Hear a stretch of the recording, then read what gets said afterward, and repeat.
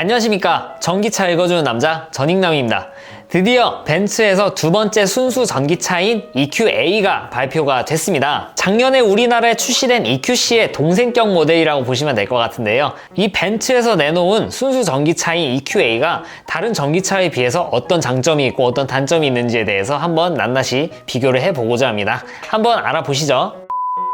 EQA는 벤츠의 컴팩트 SUV인 GLA를 기반으로 한 차입니다. 따라서 코나 EV나 니로 EV, 아우디 이트론처럼 기존에 있는 내연기관 차를 개조해서 전동화시킨, 그러니까 전기차로 만든 자동차예요. 그러니까 플랫폼 자체가 전기차 전용 플랫폼을 사용하지 않습니다. 대신에 벤츠의 소형 세단이나 SUV에서 쓰이는 MFA2 플랫폼을 사용하고 있습니다. 일단 외관 디자인 한번 보실까요? 얼핏 보면 EQC라고 봐도 무방할 정도로 멀리서 보면은 티가 안 날 것 같습니다. 실제로 보면은 약간 포인트가 다른 부분이 있는데 전체적으로 놓고 보면은 구분이 안 되는 정도? 사이즈를 같이 놓고 보면은 저게 EQC, 저거는 살짝 작으니까 EQA 이렇게 구분할 수 있을 것 같아요. 이 패밀리룩 디자인, 벤츠가 최근에 밀고 있는, 최근이 아니라 몇 년 됐죠. 그런 패밀리룩 디자인입니다. 그러니까 예를 들면은 벤츠의 S클래스, E클래스, C클래스를 줄여서 뭐 벤츠 대중소라고 이렇게 장난스레 부르기도 하는데, 벤츠의 전기차 브랜드인 EQ도 마찬가지로 EQC,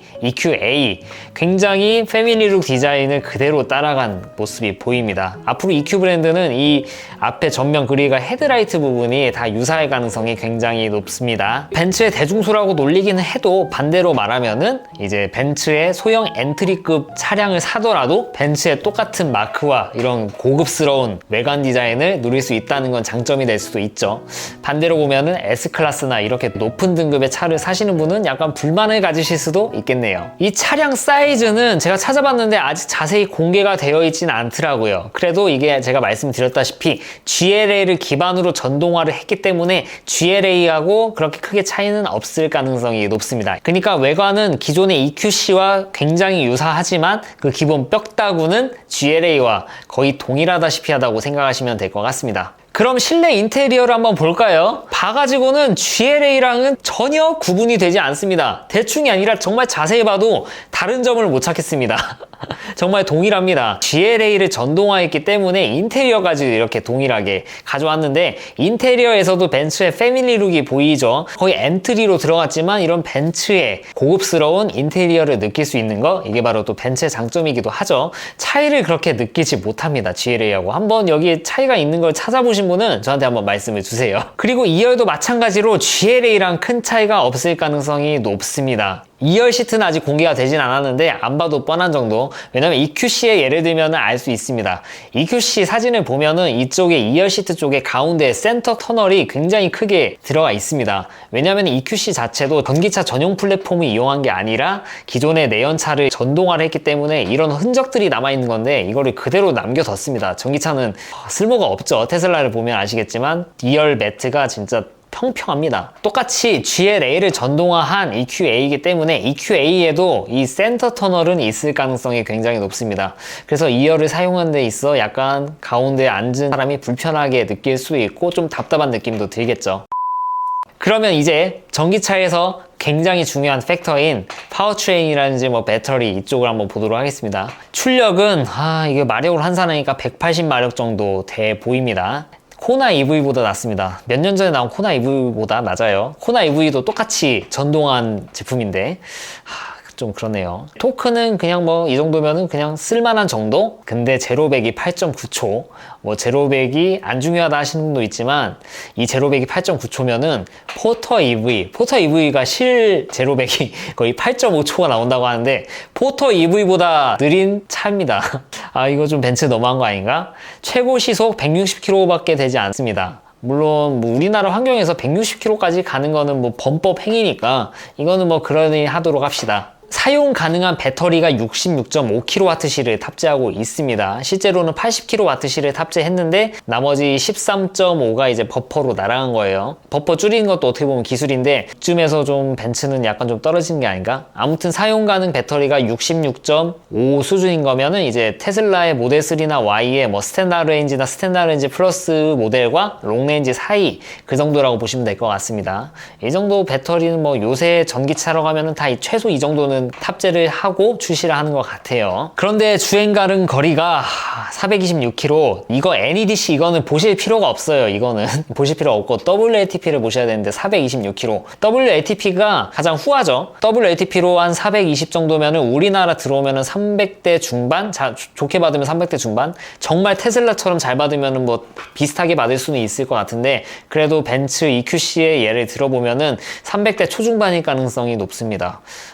요새 66kWC를 탑재하고 300 초중반? 이거는 좀 지켜보도록 하겠습니다만, WLTP를 보면은 그렇게 내세울 만한 레인지는 아닌 것 같습니다. 물론 시주행거리가 중요하지만, 그리고 최대 충전 속도는 100kW 수준이라고 합니다. 요새 나오는 전기차들에 비해서는 약간 좀 떨어지는 수준입니다. 이 스펙을 대충 봐도 어떻게 테슬라 차량하고는 일단 뭐 비비면 안 될 것 같아요. 좀 현격히 낮습니다. 이걸 비교해야 되나 싶을 정도인데, 테슬라까지 갈 필요도 없고 기존의 현대차에서 내연차 가지고 전동화를 시킨 코나 EV랑 비교해서도 좀 많이 떨어지는 스펙입니다. 일단 출력도 떨어지죠. 제로백도 떨어지죠. 심지어 벤츠인데 제로백도 떨어지고 주행 가는 거리라고 길어야 되는데 그렇지도 않고, 심지어 배터리는 더 많이 구겨 넣었어요. 도대체 이거 뭐지?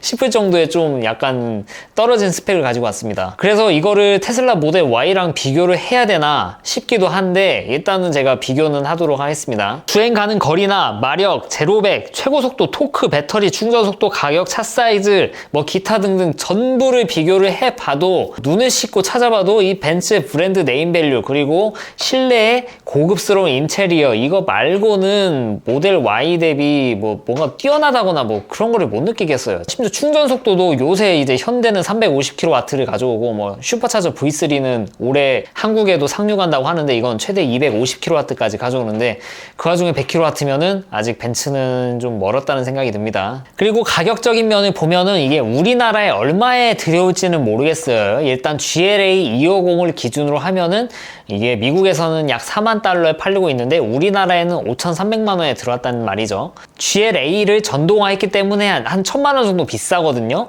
EQA는 미국에서 한 4만 9천 달러 정도로 예상을 하고 있습니다. 근데 이거를 그대로 들여오게 되면은 우리나라로 오면은 권장 소비자가 6천만 원을 넘어가게 되면서 테슬라 모델 Y 롱레인지 이상 트림과 동일하게 보조금을 반절밖에 받지 못할 가능성이 굉장히 높습니다. 벤츠가 가격을 막 이렇게 털거나 그러진 않을 것 같아요. 물론 EQC에서 보듯이 이렇게 막 폭풍 할인을 하고 굴욕도 맛보긴 했지만, 처음 들어온 차를 그렇게 막 깎아가지고 들어오진 않을 것 같거든요. 그래도 혹시 모르죠. 5,999만 원에 들어올지. 총평입니다. 기존의 내연기관 차들을 좋아하는 사람들이 이런 얘기들을 많이 했습니다.